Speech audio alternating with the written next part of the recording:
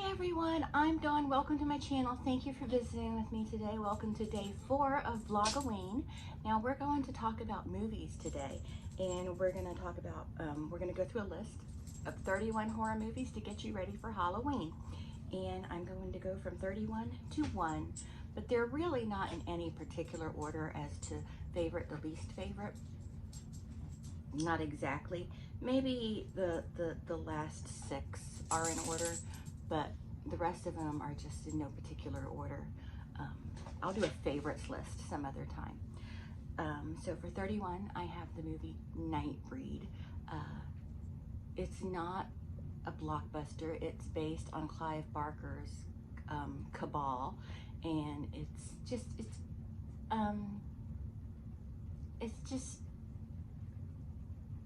weird, you know. And then next on the list is, and I'm not going to do synopsises of all these movies because this is just a list of movies to watch to get you ready for Halloween. It's not a discussion, although we can discuss these in the comments if you want to. And next for the 30 spot is a movie called Candy Corn. I believe you can still get it on Amazon. It wasn't a huge movie. It's very low budget, but I thought it was pretty good for what it was. You know what I mean? So yeah, Candy Corn. And 29, Fright Night. Not the one with the remake with oh gosh, what was his name? That cutie pie. Well, anyway, not the remake. The one from the 80s with Chris Sarandon as the vampire. But I mean, you can watch the remake if you want. But anyway, that's my recommendation, is the OG. And next is The Evil Dead, of course. If this list was in a favorites type of order, that would definitely be higher on the list.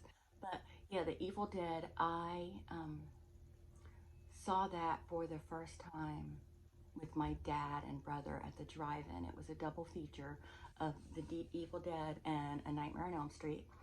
And we were a little late for The Evil Dead, but what I saw of it was like, what is this? You know, so it kind of eased the blow of A Nightmare on Elm Street, but A Nightmare on Elm Street was still, to this day, one of the scariest movies I've ever seen in my life. Next is a movie called Last Shift. Now, it was recently remade or retold into a film called, I think it's called Malum, but I recommend Last Shift over Malum.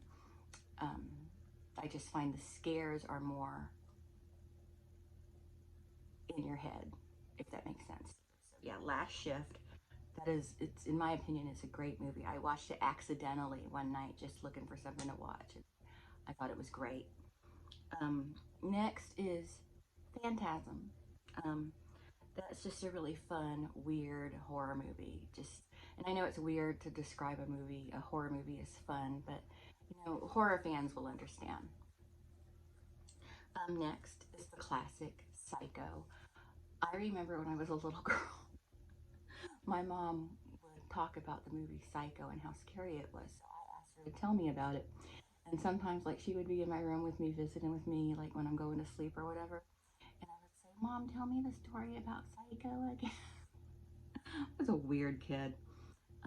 And next is Terror Train with Jamie Lee Curtis. That is a classic for sure, an 80s slasher classic. And next, Hell Night. Hell Night, is that what it was called? Yeah, Hell Night with Linda Blair and Peter Barton. That was another fun scare. Like, it's brutal, you know, but again, horror fans will understand what I mean by fun. And next is Suspiria. That movie is, again, weird. It's what a word I would use to describe it is atmospheric. I don't know if I'm using that word correctly, but by what it means in my mind, I'm using it correctly. But yes, Suspiria, that is a really weird movie. Either the original or the remake. I would recommend the original. But you know, or watch them both because they're both very good. Next is The Shining. That movie is just so, again, another atmospheric one. It's just so creepy. But it's a slow burn, like, it seems a little bored and you're like, oh God. But then things pick up. And next is American Psycho. That is just a great movie, and I always forget to include it. But it's one of those movies that it's just, it's ridiculous, but yet you get it. You know, the 80s, you know, the whole 80s greed is good thing, you know, and it's just, I wouldn't say it's fun. It's a deeply disturbing movie, but it's really good. Next, Jared Leto was in it, so even if just for a brief time. And next is All Hallows Eve, which was our introduction to Art the Clown.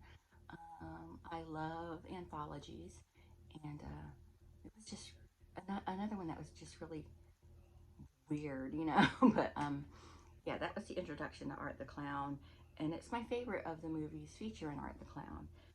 And Terrifier and Terrifier 2 do not make this list because I don't care for either one of those movies, especially as compared to All Hallows Eve. I just don't. I have a problem with gore, not because it makes me sick or anything, but just because I feel like it's cheap. It's like, oh, we don't know how to scare these people, so let's just have a lot of blood and guts. You know, it's just cheap to me. And sometimes gore is good, it's necessary, but you know, for the storytelling. But in this, it's just gratuitous in the Terrifier movies, and it just doesn't do it for me. And there's a whole issue I have with Terrifier 2 that I won't go into here, but my husband knows what it is, and he thinks it's funny. Next is It, Chapter 1 and 2, the remakes, the one with Bill Skarsgård as Pennywise. Although I do love Tim Curry's Pennywise, the most current It, it's a superior movie. There's better acting, it's a better script, it's just a better movie. And I know some people are cringing and like, oh no, you can't say that. It is, it's a better movie. And I think Bill Skarsgård is a brilliant Pennywise. I don't care what anyone says. Next, From Dusk Till Dawn. That movie is, it's it's just like once the scary part starts, it's like nonstop, you know. And Tom Savini is in it too. And next is Texas Chainsaw Massacre. Texas Chainsaw Massacre. I went to see that. It was my first date. It was my first date with a boy, and my brother came with us. It was a lot of fun, and he, because what they did was, you know, they re-released it in the 80s for a very brief amount of time. So it was like a first date, and it was really fun. I was like 14. So my mom allowed it because she liked the boy I was dating. And then it turned out several years later he was gay. And she knew that. She could tell. So that's why she allowed the date. Okay, Mom. But he's a great person. Next, An American Werewolf in London. Um, that's a good one, too. Very 80s. Very day glow, color-wise. And it's just a great movie. The transformation scene is incredible. And next is The Conjuring. That movie is so scary to me. It is chilling. I love The Conjuring. I think it's so well done. Very minimal gore. Well acted. It's just a great movie. Next is Friday the 13th. Now, I wanted to recommend the entire franchise. Friday the 13th, the whole franchise. So just assume I mean the whole franchise. But Friday the 13th, the first one. Um, but it really gets good when Jason shows up in part 2. But, you know, I guess it's a matter of opinion. But yeah, Friday the 13th. And next is Candyman. I saw Candyman in the theater when it first came out. with my mom, and we were both freaked out by it. It was, you know, I begged my mom to go. I'm like, Mom, let's go to the theater. And she's like, I don't want to go to the movie. I'm like, that's scary and I want to see it. Come on. And she was like, okay. And she was into it. When we went, she was like totally into it. So that was a really good movie. And next is The Lost Boys. Not really, I mean, it's a horror movie, but it's not really scary, but there's a lot of pretty vampires in it. So next is Child's Play. It's a classic. It can't not be on this list. Hi, Tina, what's up? Tina keeps trying to get rubs from me. But yeah, Child's Play, it has to be on this list. It's great. You know, the introduction to Chucky, he's not real funny in it. He gets funnier in the sequels, but it's necessary. And it pulls at my heartstrings in one part of it. And I'm like, oh, don't leave that little boy alone. But it's great. I love Child's Play. And next is Hellraiser, another Clive Barker movie on here. Um, Hellraiser is great because Pinhead is so relentless. There's not a shred of decency in him and or any of the Cenobites, and it's great. Now, I haven't watched the retelling on Tubi yet. I think or Hulu. I started to watch it and it really bored me, so I stopped watching it. But I will watch it one day, I promise. But Pinhead, Doug Bradley's Pinhead, in my opinion, is just one of the best movie monsters of all time. Next is The Blair Witch Project. That was another one I saw in the theater. Love that movie. Um, I know a lot of people are like, oh, it's been done to death. But at the time that that came out, found footage was very, very new. Very new. Like Blair Witch was one of the first ones, if not the first found footage film. And I love found footage horror. I do. I love it. But the Blair Witch Project, I thought it was so scary. It was super low budget. The There was no real noteworthy gore or anything. It was just all about getting in there and scaring you, and it did that. And the acting was so good in it because we were feeling their fear and their discomfort and their hunger and their anger and their irritation, you know. Next is Halloween 3 Season of the Witch, which is a movie I badmouthed for a long time. And I watched it a couple years ago and was like, this is pretty good. You just have to get away from the idea that it's not Michael Myers. He does appear in it though. He does appear in it for a second. And next is Hell House LLC. This is a great movie to watch for Halloween, for any time really. There is a snafu in it. There is a mistake in it. There's one part where they're playing back, where they're watching the monitors, the video footage, or the monitors for the cameras that are set up around. And the date on the monitor is like May something, April or May something. And it's clearly Halloween time. Okay, but anyway, not to point out their mistakes, but it's a great movie though. It's a great movie, great scares. Um, it's just great.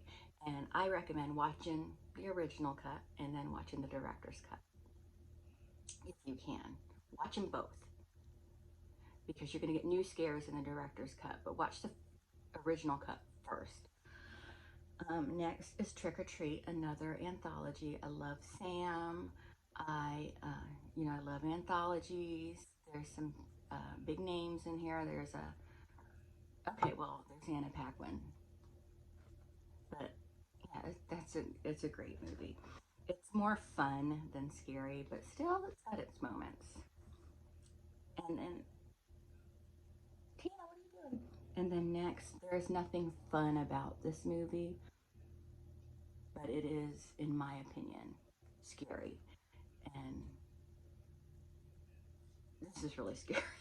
It's The Exorcist. Now, I can't wait to watch the new movie when it comes out because that one looks terrifying.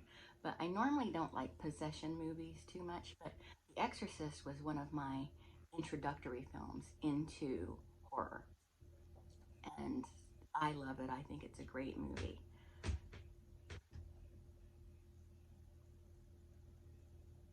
Brian. And then next, and I might get some hate for this, is Freddy versus Jason. I know, it's ridiculous, but it's fun. It's just a fun watch. You know what I mean? Again, when I say fun watch, I mean horror fans will understand that. And then next is A Nightmare on Elm Street. Of course, that has to be on here. That movie is so scary. The scariest part in that movie is when Tina is dreaming. Tina, I said your name. When Tina is dreaming and he's coming down the alley and his arms are stretched out and they're really long. That's so scary to me. That is so, it's ridiculous looking, but it's still so scary. And Freddy wasn't funny yet. Again, uh, another slasher that wasn't funny until the sequels. He wasn't even funny really until like part 3. But yeah, he wasn't funny yet. He was just mean and nasty. And Robert Englund is masterful as Freddy. And I think that's why a lot of people hated the remake of A Nightmare on Elm Street. Not because Jackie Earle Haley is a bad actor, but because Robert Englund is such perfect Freddy. He was so perfect as Freddy that the thought of him being replaced or someone filling in for that role is crazy because it was almost like that part was designed for him. He was born to be Freddy. You know, even though he's a classically trained actor, he was born to be Freddy. So Jackie Earle Haley is a brilliant actor, but I understand only Robert Englund can be Freddy. There were none before, there'll be none after. That is just good. If there is, I'll admit to it, but until that time, no. Um, but I didn't hate the remake of A Nightmare on Elm Street like other people hated it, but I think that's because Kyle Gallner was in it, and I am a big Kyle Gallner fan. And then number 1, and this isn't going to be a surprise to any of you that's been around my channel for a while, but John Carpenter's Halloween. Not Rob Zombie's Halloween, even though I like that too. There was just no room to add it to this list. But John Carpenter's Halloween, Michael Myers, that movie that was my actual introduction into horror. That was the original introduction into horror. And I love that movie. I love everything about it. It's just a masterpiece. I love it. I love Halloween. I still think it's scary to this day. And again, minimal gore. In fact, I think there's zero gore actually. Yeah, there's no gore in it at all. But it's great. And, you know, Jamie Lee Curtis is wonderful in it. And Michael Myers is just bomb, diggity bomb. But anyway, that's it. That's my list. I hope you enjoyed this video, Vlogoween Day 4. I don't know what Day 5 will be. It might be a makeup look. It might be a recipe. It might be... I'm not going to have another movie list for a little while. I'm compiling it now, but I do have a couple movie lists, and I may do a horror book list too. We'll see. But I'm going to go. Thank you so much for watching, and I'll talk to everyone later.